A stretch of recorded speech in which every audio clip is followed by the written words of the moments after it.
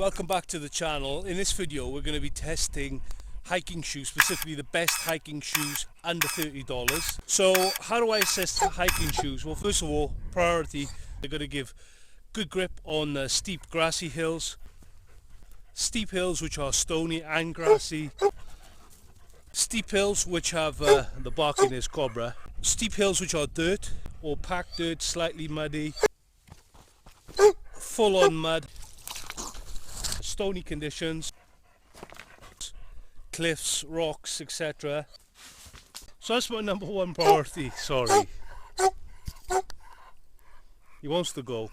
Otherwise, I might as well just get a pair of trainers. Do you know what I mean? The other things then, they're going to be comfortable. They're going to look relatively good. They've got to be lightweight. I'll put a link in the video description to a full article on this. This video, I'm just going to be testing them in the grip sections, how they are in each of the scenarios that I've just mentioned. At the moment we are in a rocky place, so we're just going to see what they're like on flat limestone slabs. We'll go down to the riverbed here, which is full of stones and rocks as well, and we'll see how they cope with that. They're a bit wet, they're a bit slippery, but I can say that the grip, even in these conditions, which are, I'd say, borderline for anything, is very good. So that's that section. We'll go down to the river now and we'll get into the boulders and what have you.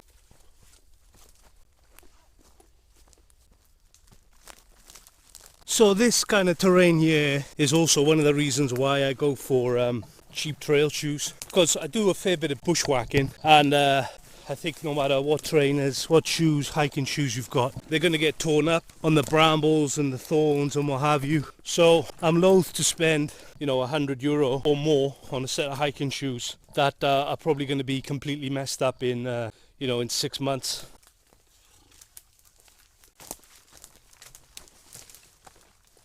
Here we are, it's a dry riverbed, so you can see the size of the boulders. We've got a bit of everything here. We've got flat surfaces, we've got the small loose stones. How well do they grip them? What is the support for the ankle? We're going to go out basically from where we are along this riverbed, and we'll see what these shoes are like on the stones.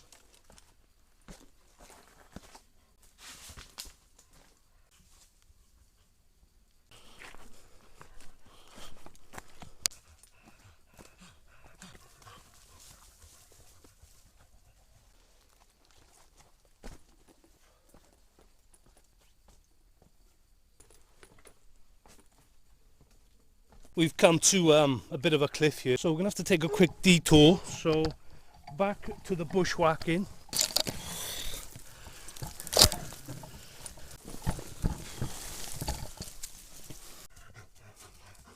Pussy se cobra, kala.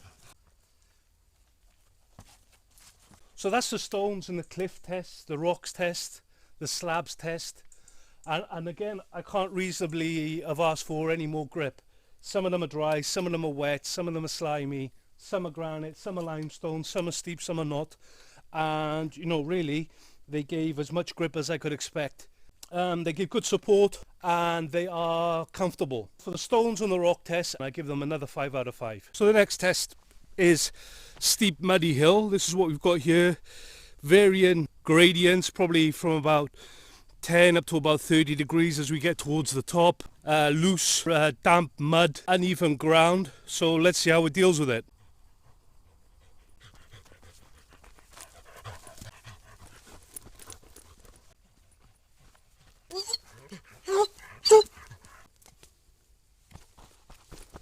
So this is the slope that we've just come down. Let's take a close-up look.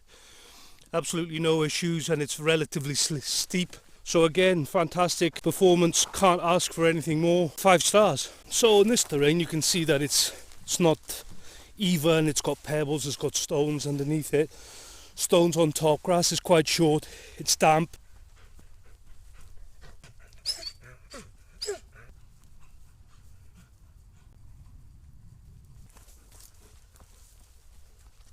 But all in all, absolutely zero issue at all. Very confidence inspiring.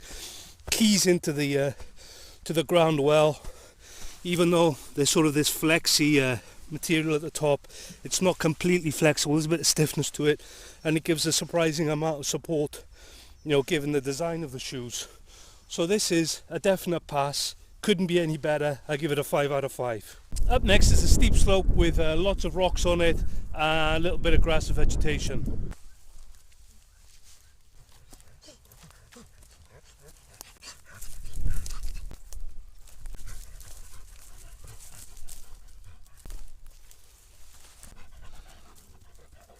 So you can see what this slope is like. Basically it's made up of all these rocks here. So it's very uneven underfoot. There's a little bit of grass, but it's not, you know, not complete. It's a bit loose. The soil is a bit loose, it's a bit damp. Fantastic performance. I can't fault these shoes. Couldn't expect anything better really. What it steps on, it grips. So again, I give it 5 out of 5. This test, we're going to be combining two things. One in deep water and two in deep mud. So in the water, I want to know, do the shoes fall apart if they're soaking wet? Do they lose all their structural integrity? Does the foot want to come out of the shoe? Does something weird happen with the soles? Do they dissolve like paper, etc., etc.? Also, how heavy do they get and what do they like to walk in when they're soaking wet? And then we want to move on to the deep mud. Do they want to get sucked off when they're in deep mud? What do they grip like? What do they feel like in thick mud? And can they perform like a semi-steep hill after? So that is what we are going to do now.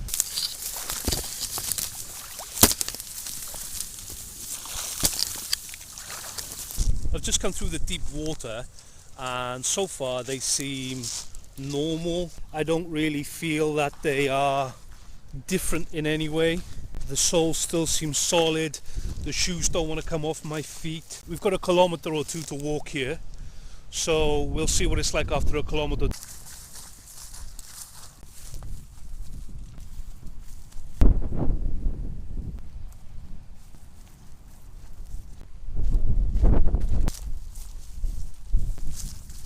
Okay guys, so we come into the muddy section now, mud slash swamp. This is what we're dealing with. So we're just going to walk sort of a couple hundred meters through this, see if the shoes come off, see how they are in the mud, and then we've got a muddy bank at the end and we want to see if what sort of grip it gives. You know, kind of get up steep slopes after. What are the soles like? Do they still grip?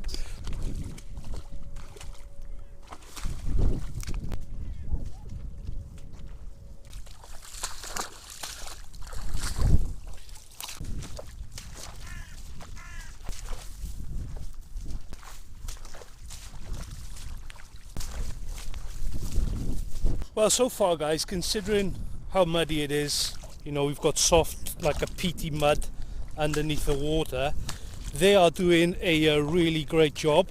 For sure, they are a fabric upper, so that you can feel that is stretching a bit more, still giving good support. The shoes are still staying on the foot, even when I have to suck them out of the deep mud. We've got another 50 meters of this, and then we've got a steep embankment.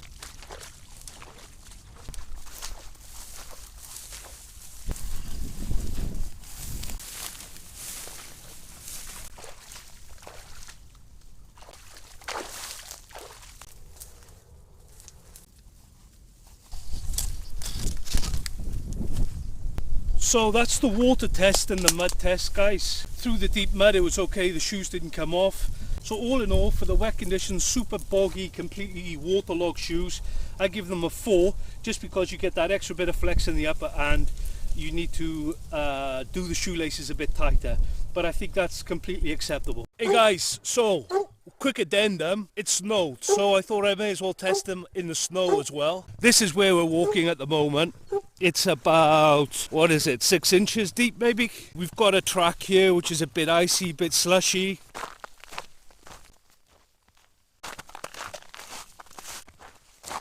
But they're doing fine. Look, walking in the deep snow, absolutely zero issues. I haven't walked very far, about half a kilometre, but I haven't slipped yet or had any sign of slipping. Very good grip. I'm actually surprised how well they're gripping considering the cleats. I'm not going to go very far, but I think I can get the idea. I mean, we could go up a slope here just to see how much grip that they give.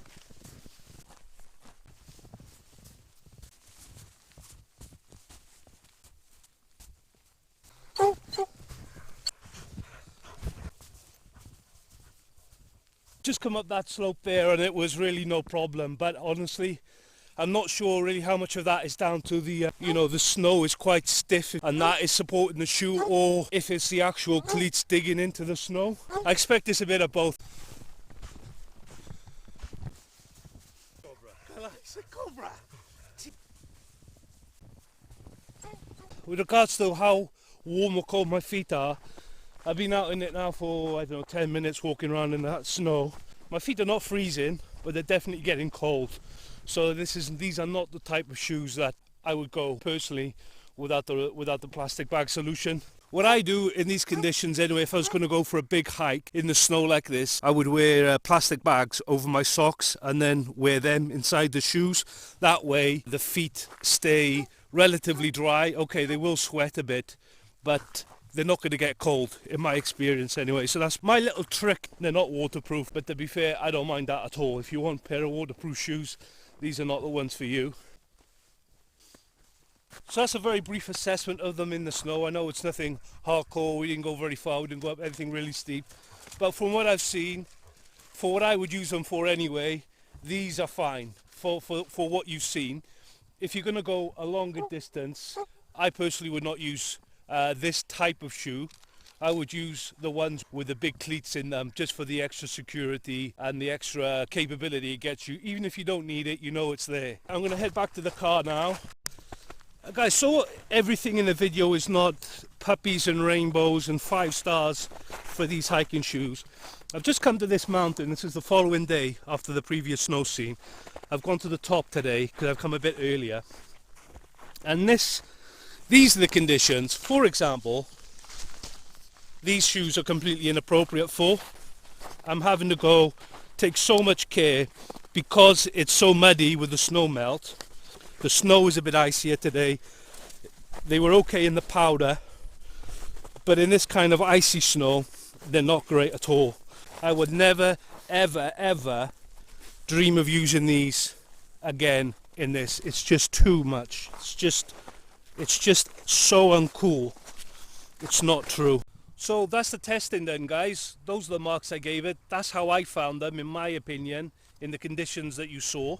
The next part of the video, we're going to go inside and we're going to take a closer look at the construction of the trainers. What are so special about these? Basically the sole. I was sold on the sole that these are grippy teeth at the bottom. Let's just have a quick look around these trainers to see where we are at the moment when they're new. First of all, what do they seem like? The quality of the materials on the upper seems good. There seems to be a normal amount of padding everywhere. The tongue seems to be okay. Maybe it's not 100% square. I'll get the other one.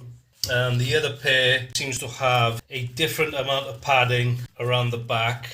Much less padding there, for example. The heel feels good. They come with these inserts in the shoes, which is nice. The fabric on top seems quite stiff. They're holding the shape. I think they're going to hold the shape quite well. The laces seem normal quality. I mean, you see these on Nikes. We've got a bit of stitching coming loose here. I'm not sure if that's going to be an issue later. You can see that would be unacceptable on a pair of Nikes or Reeboks. Looking around the base of the shoe, looks okay. Around the front, we can see we've got a bit of glue issue.